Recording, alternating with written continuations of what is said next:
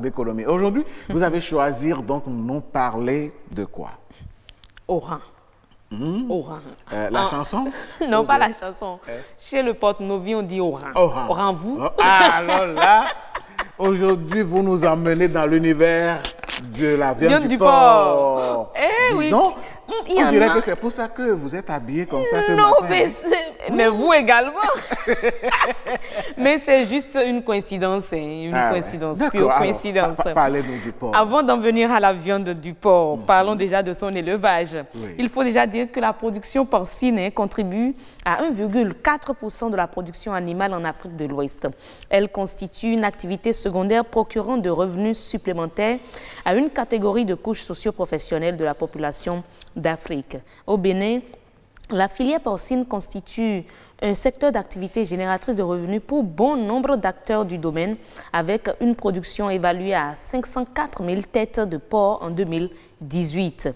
Et dans le souci d'améliorer la filière au profit des éleveurs et par conséquent de tous les acteurs de la chaîne de production, des recherches ont été effectuées et se sont axées sur l'amélioration des performances de production et de reproduction des porcs. Et aujourd'hui, il faut dire que la taille de cheptel moyenne par éleveur était, en tout cas en 2018, de 18,41 porcs.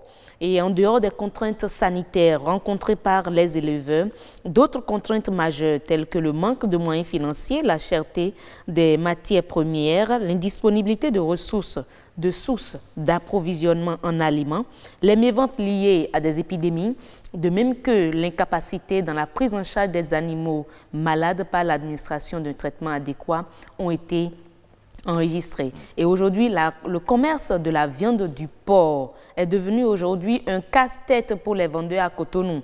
La viande très prisée par les Béninois, tout se passe comme si ce commerce évolue toujours dans l'informel. Les points de vente de la viande de porc sont devenus très nombreux à Cotonou et on se dit que si l'État formalise ce secteur, que ce serait vraiment de l'économie qui participera à notre développement. Après la peste porcine qui, pendant quelques années, a fait chuter ce commerce au Bénin, les acteurs de cette activité font désormais de bonnes affaires. Il y a un vendeur de la viande de porc que je vais citer. Il dit « Je tue plus de 5 têtes de porc par jour actuellement, alors qu'il y a quelques années, j'en tuais juste une seule tête. » Tu vois ça? Et là, et vous voyez les images? Bien sûr, nous avons même, je crois, à Cotonou, il y a un restaurant spécialisé dans la viande de porc. Toutes les dérivés, toutes les façons de consommer, la viande du porc, vous allez là-bas, ils sont que dans ça. Et il ne manque pas de clients. Il y a la viande grillée. La viande... franchement, il y a le pété. Oui. Cette sauce faite à base du sang recueilli de l'animal. Oui, mais aujourd'hui, on ne le fait plus avec du sang. Il y a eu de l'innovation, de l'amélioration. Je me dis que heureuse doit être une bonne amateur. Je ne refuse. Amateur, comment je vais dire? En tout cas, ce que vous voulez. Ce que vous voulez, ce qui est sûr, je reconnais, j'en consomme. Je quitte parfois Cotonou pour aller à Adjara pour en consommer. À Porto-Novo.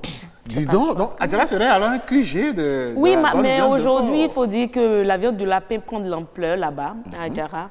Mais il y a des coins. Franchement. Ouais, je me rappelle, ça m'est arrivé aussi de faire un tour là-bas avec des amis. Et il y a certains qui disent même que les commerçants de la viande du porc ne chôment jamais. N'est-ce pas? Eh oui, ils ne chôment jamais. Quand même, il y a toujours des amateurs. Toujours. Partout, Allez, de la bonne viande de porc bien réalisée, bien cuite, et ça pourrait faire l'affaire. C'est succulent.